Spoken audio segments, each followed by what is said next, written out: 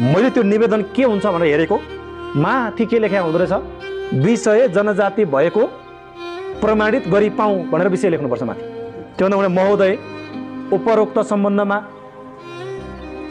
फलानो गाउँ फलानो ठाउँ फलानोको छोरा फलानोको नाति फलानो नाउँ भनेर लेख्नुपर्छ। अब म चाहिँ यो देशको जनजाति भएको कारणले गर्दा मलाई जनजाति प्रमाणित गरी पाऊँ भनेर हामीले निवेदन लेख्छौँ। अनि त्योभन्दा मुनिबाट फेरि के लेखेको हुन्छ, माथि लेखिएको ठिक साँचो हो, गलत ठहरेमा कानुन बमोजिम जे पर्छ सहौँला बुझौँला। अनि त्योभन्दा मुनिबाट दायाँ बायाँ ल्याप्चे ठ्याङ्ग ठोक्दिया।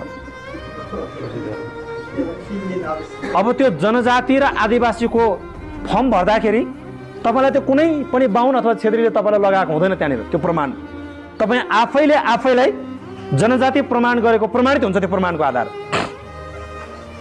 अनि तपाईँ कति पढ्या भन्दा ब्याचलर केबाट साइन्सबाट, तपाईँ कति पढ्या +2 केबाट साइन्सबाट।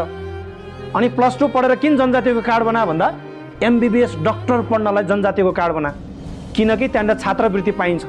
तपाईँ डक्टर पढ्नुहुन्छ, MBBS डक्टर नि पढ्नुहुन्छ, बनिसके पछाडि तपाईँ डक्टर, तपाईँको नामको अगाडि डक्टर फलानो तामाङ, डक्टर फलानो राई, डक्टर फलानो लिम्बू, डक्टर फलानो गुरुङ, डक्टर फलानो लिम्बू, डक्टर फलानो शेर्पा, डक्टर फलानो श्रेष्ठ, डक्टर फलानो मिजार सार्की कामी दमै, यो सबै बन्छ। अनि बनिसकेपछि तपाईँको प्रमाण बस्दै बस्दै बस्दै जान्छ।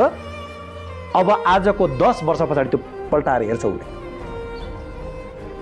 अहिलेका बाहुन क्षेत्रीको 10 पुस्ता पछाडिको बाहुन क्षेत्रीको छोराछोरीले हाम्रो छोराछोरीलाई भन्छ, हेर भाइ, हिजो त यो देशमा प्रशस्त मात्रामा जग्गा जमिन थियो, यो संसारमा जनसङ्ख्या बढ्दो रहेछ, जमिन बढ्दैन रहेछ। यो त वैज्ञानिक कुरा नै हो।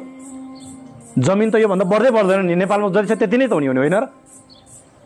यो संसारको पृथ्वीको जति भूगोल चाहिँ जमिन बनेको छ यति नै त हुने जमिन हुने त। तर जनसङ्ख्या हेर्नुहोस् त, आजभन्दा 1 करोड 10 लाख वर्ष पहिला हाम्रो पुर्खाहरू ढुङ्गे युगमा हिँड्दै थिए।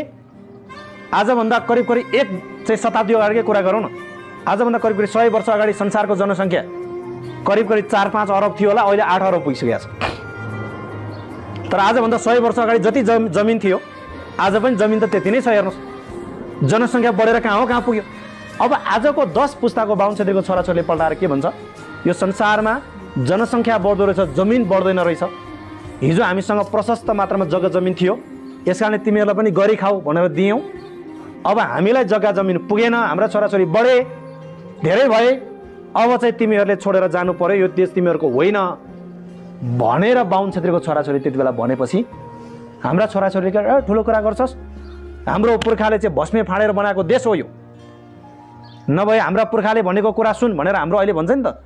मेमेहरूले ताम्बाहरूले कोकोले भनेको कुरा हामीले रट्या हुन्छौँ। त्यही कुरा अन्त हाम्रो छोरा नाति पलाती हामी जेनेरेसन टु जेनेरेसन भन्दै गएको हुन्छौँ। हाम्रो बाजेले हिजो यस्तो भन्नुहुन्थ्यो भनेर हामी सुनाउँछौँ। त्यही कुरा सुन्दै सुन्दै 10 वर्षपछि हाम्रो छोराछोरीले के भन्छ, हामीले यसो गरेर बनाएको देश हो, ठुलो कुरा नगर भनेर भन्न हाम्रो छोराछोरीले। अन्तर्राष्ट्रिय जगतमा मुद्दा पर्दाखेरि हाम्रो छोराछोरी त्यहाँ गएर पनि झगडा गर्छ। त्यति बेला झगडा गर्ने बेलामा बाहुन क्षेत्रीको छोराछोरीले त्यति बेला के गर्छ, ल फर्केर हेर, आजभन्दा 10 पुस्ता अगाडि तेरो बाजे पुर्खाहरूले हस्ताक्षर गरेर राखेको प्रमाण हेर त। तेरो बाजेले त्यति बेला कति पढेको, नामको अगाडि डक्टर PhD लेखेको, डक्टर लेखेको हेरेँ, ब्याचलर पास गरेको, मास्टर्स पास गरेको, MBBS डक्टर पढेको। तेरो बाबुबाजेले के भनेको छ यहाँ हेर त भन्दा, म यो देश नेपालको जनजाति हो, जनजाति प्रमाणित गरी पाऊँ। जनजातिको अङ्ग्रेजी परिभाषा के हुन्छ, नोम्याड। नोम्याडको असली परिभाषा के हुन्छ, कन्ट्रीलेस ल्यान्डलेस। ल भाइ त्यसपछि छोडेर भाग भनेपछि तपाईँ हाम्रो छोराछोरी हिजो म्यानमारबाट रोहिङ्ग्या मुसलमानले झोली तुम्बा बोकेर स्याहार नसकेको बच्चा बच्ची बोक्यो, नसकेको त्यहीँ छोडेर झोली तुम्बा बोकेर रुँदै रुँदै तपाईँ हामीलाई सम्झेर के भन्छन्, हेर मेरो पुर्खाहरू कति लाचार रहेछन्। जाबो एउटा डक्टर पढ्नको निमित्त, जाबो एउटा जागिर खानको निमित्त, आफ्नो एउटा पेट पाल्नको निमित्त हामीलाई सदाको लागि शरणार्थी बनाएर जागिर खाने थुक्क भनेर तपाईँ हामीलाई के गर्छ, थुक्ने एउटा दिन आउँदैछ। हामीले त्यो दिन बन्न दिन हुँदैन। हेर्नुहोस् हामी इतिहासको त्यो कलङ्कित पुस्ता पुर्खा बन्ने कि आफ्नै देशमा स्वाभिमान साथ बरु अहिले दुःख पाऊँ, छोडिदिउँ अहिले डक्टर पढ्न नपाएर के बिग्रियो त। तपाईँ र मैले पढ्न नपाउला, हाम्रो आउने छोराछोरीले पढ्न पाउँछ। तपाईँ हामीले अहिले जागिर खान नपाउला के भयो त, जागिर नभएर एउटा घर बनाउन नसकिएला। तर हाम्रो भएको झुपडी त मास्न सक्दैन नि त उसले।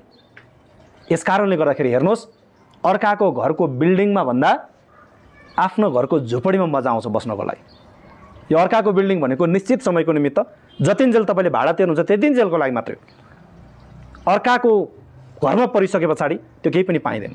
यस कारणले गर्दाखेरि यो वास्तविक तथ्यमाथि टेकेर